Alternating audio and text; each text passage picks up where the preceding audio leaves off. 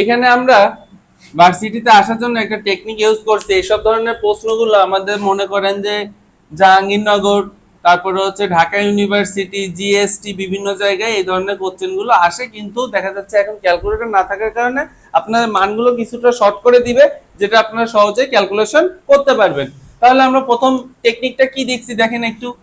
W is equal to mgh and into n minus 1 divided 2, ইটের যদি কোনো অঙ্ক থাকে, ইট রিলেটেড বা পাথর বা কোনো একটা ডাইস বা কোনো একটা মনে করেন ওই যে নদীতে বাদ দেয় না বড় বড় পাথর দিয়ে, যে কোনো কিছুর কথা বলা হোক না কেন, সেই টাইপের কোনো ভারী বস্তুর কথা যদি বলা হয়, এক কথায় ভারী বস্তু, ভারী বস্তু যদি থাকে, তাহলে সেই ইটের ভরটাকে আমরা এম ধরলাম, উচ্চতাকে, ইটের একটা উচ্চতা আছে না, এই যে হাইট, এটাকে আমরা কি এইচ বলতেছি না, আর ইটের সংখ্যা কতগুলো আছে সেটাকে আমরা এন বলবো।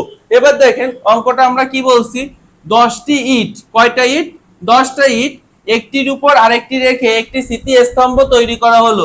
মনে করেন আপনি এই যে একটা ইট আছে, এরপরে আরেকটি ইট রাখছেন, এরপরে আরেকটা, এরপরে আরেকটা, এরকম ভাবে রাখছেন, কিন্তু শেষেরটা কি ভূমিতে আছে, শেষেরটা ভূমিতে, ভূমির সাথে স্পর্শ করছে না।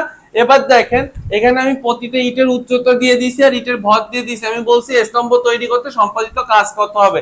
সূত্র বসাই দিবেন, এম এর মান, ইটের ভর কত কেজি ছিল, এখানে 1 কেজি বসাইছেন, জি এর মান 9.8। এখন এন এর মান একটা বাদ দিতে হয় কেন জানেন, একটা দেখেন ভূমিতে স্পর্শ করে রয়েছে, এটা শর্টকাট সূত্রটা এই জন্যই তৈরি করা হয়েছে, এন এর মান একটা বাদ দিলে আপনার সেই মানটা চলে আসে।